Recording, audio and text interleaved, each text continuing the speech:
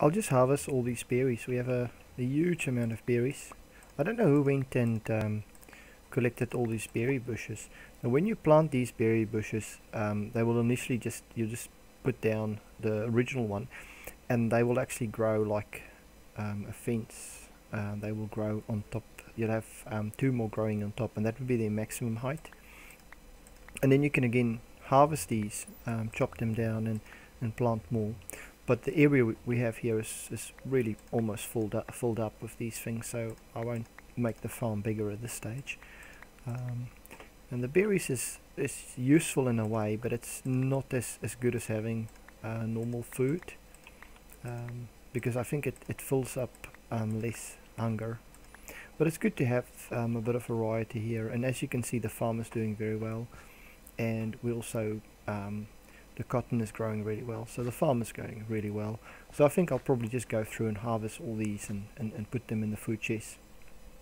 So after doing a bit of farming or harvesting, 26 cotton, a stack of wheat plus 15, 16 barley. Yeah, not too bad. So food is no longer a problem, and this gives us the freedom to go and do some other things we enjoy instead of just looking for food. I clearly have a major shortage in gold, and the gold ore berry bush over there is growing gold, but really slow. Another source of gold, of course, is zombie pigmen, but I don't like to attack zombie pigmen in the nether, because they are very difficult to defeat, especially if there's a whole lot of them, and especially if it's hardcore. So I'll need to come up with some sort of a trap that I built in the nether that kills zombie pigmen, but don't make them attack me. So I'll need to kind of have a think about that and see if I can get a way of harvesting gold nuggets from zombie pigmen without the zombie pigmen actually attacking me. So I'll have a bit of a think. I'll have a bit of a think about it. If I come up with a good solution, I'll show you guys. Looks like a firebat. This could change everything. I wonder if I can hit it with my bow from here. No, it's coming from me. Even better. Come here, firebat. Come here. Come, attack me. Come on. Okay, the firebat attacked me. Now what does that mean? Does that mean I can change into a firebat? I think there's another one. Is it the same one? Okay, now I killed it for sure. Okay, this might just be really good news for me. There's another one coming. I can hear another one. The thing about floating islands is that flying is a really positive thing, because it opens up a lot of possibilities. I think I can still hear a bat somewhere. I was just expanding this bit out here because I was trying to work on a way of harvesting gold from zombie pigmen. I think I can hear that bat. Okay, now there is a way to morph. Now let's see, firebat. Okay, let's see. So I'm morphing into a firebat now, and I have a bit of a visual effect there. Should probably just recover and eat something. If you look at this, you see that I'm a firebat now. Now the question is, can we fly? Can we actually fly? Oh man, look at this. Look at this. This is going to change everything. This is going to change everything. I can fly now. Oh man, this is going to make it so much easier. So what I might actually do now is go back to the overworld, and I can actually fly underneath the islands, and I can see if I can get gold that way. So this changes everything. Once you can fly on floating islands, it's wonderful. Now you can't just go and kill a normal bat in the overworld. You have to kill a something in the nether, preferably a flying thing. There's another bat there. Ah, he's trying to attack me. Oh, it's quite dangerous actually. Wow, look at the amount of damage he did to me. I think I'll play it safe and go back to the overworld.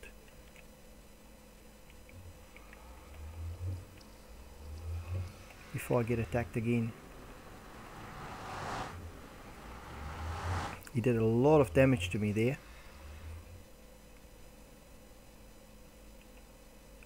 Oh, why is this not working?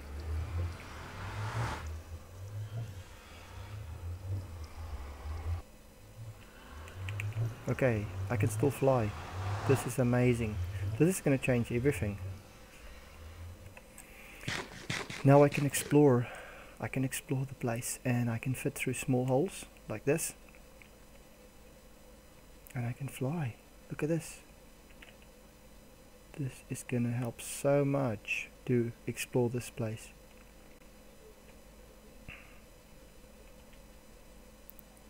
Brilliant. And guess what's the first thing I want to do? The first thing I want to do is to go and mine that gold that's just under the island. Because I know there was that one gold block that I couldn't mine. And I was worried that I might lose it. If I tried to mine it, it might fall. But what I can do now is I can actually go underneath of it. Now I have to be careful because the void is just over there. So if I go too low, I would get void damage. But if I go right under this,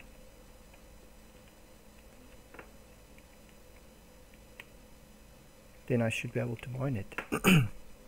So hopefully this will work. Now mining is a bit slower.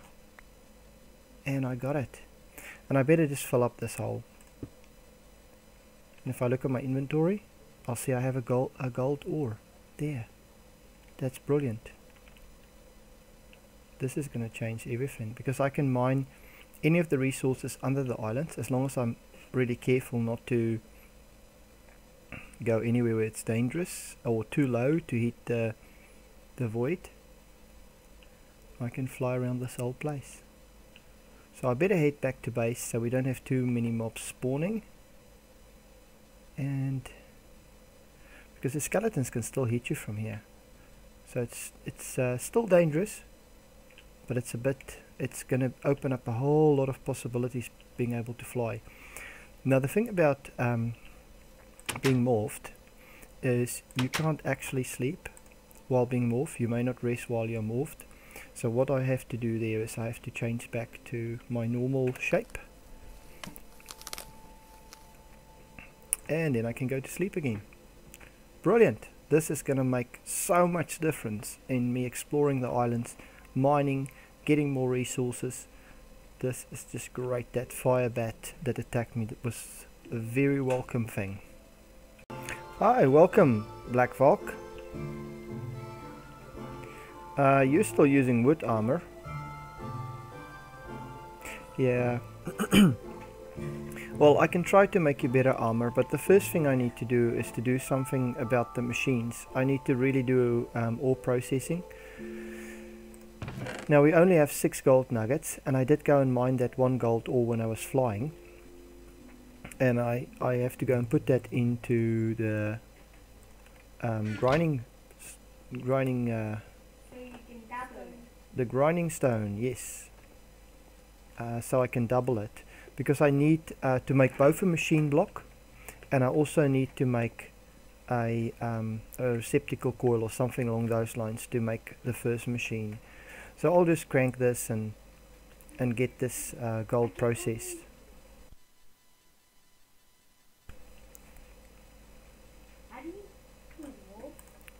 Okay. I think if you want to morph, you press the down arrow or up arrow or something. Okay. Okay.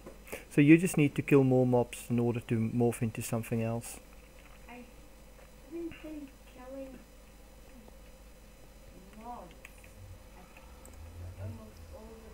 I need a bit of coal in these furnaces.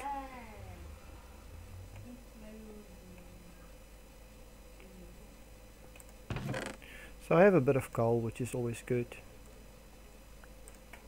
I'll just grab a bit of coal there and throw it into those furnaces. I will actually make a electrical furnace of sorts.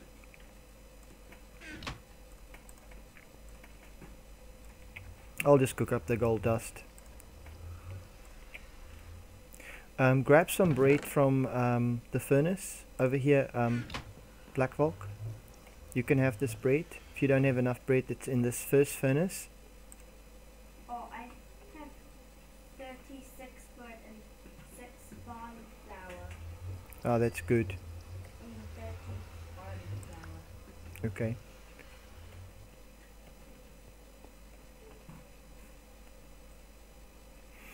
Alright, now I need to make those machines.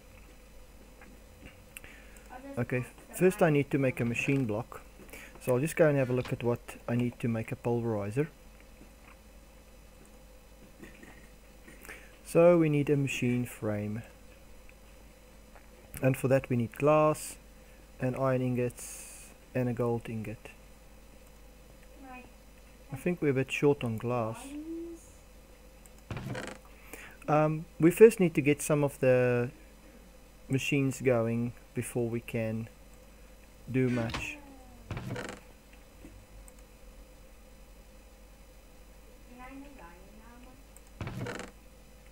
Do you want me to make you some iron armor? We still need to process this. Actually, what if a BlackValk, if you want to help me, what I'll do is I'll give you some iron to process. And if you can process this iron for me, you can use this to make yourself iron armor. Where did you go? Do you want to come over here? BlackValk?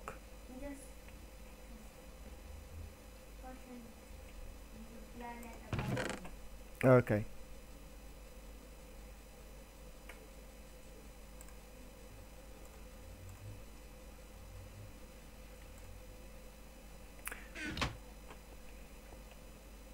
So I just need to cook some of the glass up.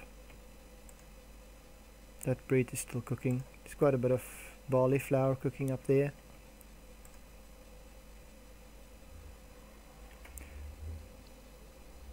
So I'll just I need a bit of glass. I think 4 pieces of glass for the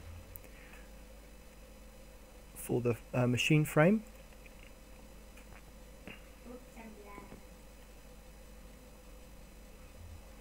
So I'll just get all. Yep. So all I'll do is I'll just get all the parts I need for the machine, and once I'm ready to build the machine, I'll show you that. I think I have all the ingredients I need to build a pulverizer. So I'll just see what I need for a pulverizer. So I need to make a piston, which is easy, of course. We just need cobblestone, wood, iron ingot, and redstone, and that gives us a piston. So one of the things we need is a piston. We also need a machine frame. So machine frame is going to be 4 iron ingots, and our glass, and one of our very valuable gold ingots, and that gives us a machine frame. The other thing we need is a redstone receptacle coil, which again is one of our valuable gold ingots, and 2 redstone. That gives us the coil, and then I think we have everything we need. Now we can use a mix of industrial craft copper and thermal expansion copper. We have our flint, our machine frame, and our piston, and we have a pulverizer. Now the pulverizer, I'm probably going to leave a bit of a space there. I'll put the pulverizer over here, and the pulverizer is supposed to power up, and it is powering up. So it's actually drawing power from our lava generator, which is now obviously dropping in power. And we can start to pulverize things. Now what I like to do is to put a chest next to my pulverizer, and then I like to output it from to the right hand side there. So I'll just see if I can figure that out.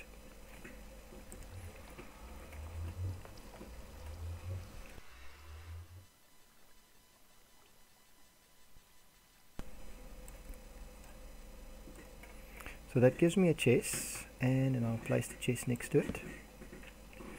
And now I just want to wonder, what do I need to pulverize first?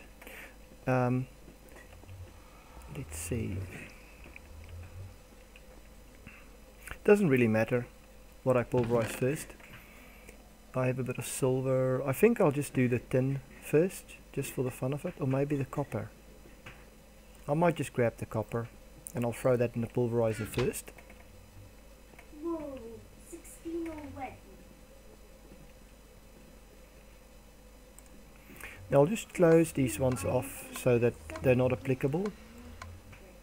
Oh, and I also have a relic. And I just have to figure out what is an input and what's an output. So I'll put that in there. That will start to pulverize.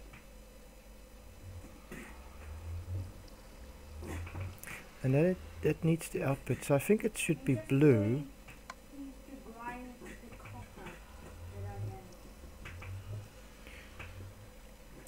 So that initially worked. Oh, look at that! I forgot about this. When you pulverize copper, sometimes you actually get gold. Once in a while you get gold out of it as well, which is great. I think they both should be blue. So if I change this one to, both of them to blue, no, that doesn't work.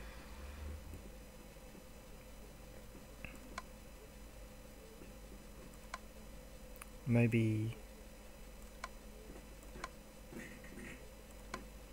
if that one is... I need to go and read about this to figure out what should be the output colors, and I'll be back once I figure that out. I think I got it now. The input on this machine should be blue. So I should make this one on the top blue. So if I have a chute or something on the top that I drop the ores in, this should be blue. And then my primary output should be red.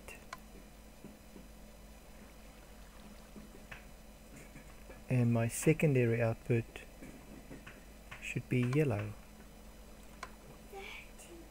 Now if this is working correctly, if I put something in the pulverizer, it will go into the chest, and I don't need to babysit this to get it to work well. The other thing I like to make normally is a chute, and I'll show you how that works.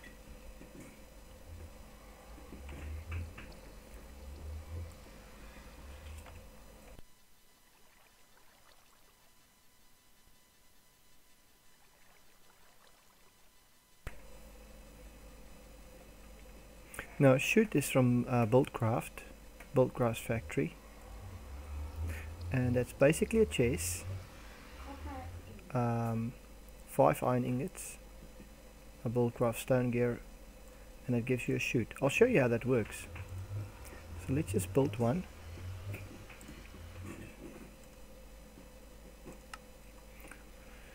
So I do need the chest for this to work.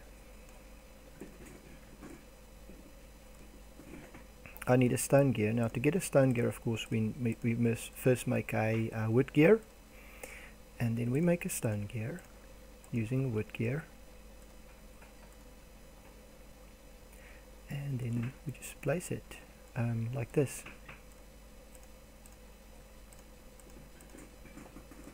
And that gives us a chute. Now what makes a chute really handy is that I can actually drop a whole lot of ores in there, and it will process the ores and they will all go into the chest, and I don't have to sit here and wait for that. So I can go and grab, I'll show you, I'll go and grab 5 different types of ores. I still have enough power there for now.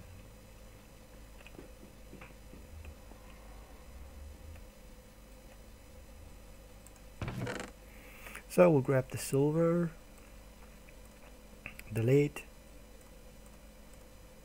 the iron, and the tin. And I think that's really all I can process at this stage.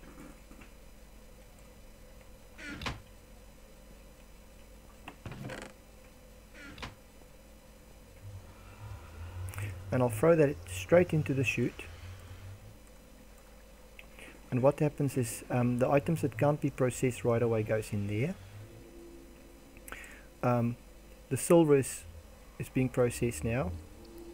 That lead is not outputting correctly. That's staying there. So I'm obviously not figured that out yet. I know that's supposed to be blue to input. That's the primary output, which is red. And it's I wonder if that's kind of at the back then.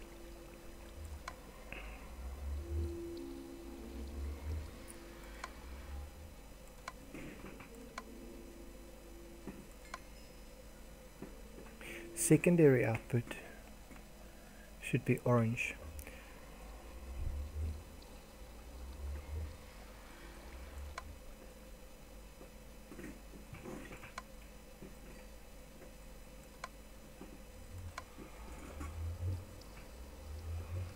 Okay, that seems to work. If I have both of these on orange, then that's going to output to the chest next to me. Now you can see how it drops in from the top. The tin is actually dropping in from the top, and all the ores are processing and going through. So when the silver was pulverized, there was a little bit of lead in there, so you get a little bit of lead as well. And when you pulverize copper, you get a little bit of gold, which would be a really welcome gold. It will be really welcome to get these gold dusts, because it's really difficult obviously now to find gold. I think I can probably go and fly around underneath the islands and just mine off the valuable ores underneath the islands, and that would be a way to get things like gold ore. When I'm pulverizing this the tin, I'm also getting a little bit of pulverized iron, it seems. Or is that something else? No, it's the tin is still pulverizing, and occasionally you get mostly tin, but sometimes you get a little bit of something else, which in the case of tin is iron.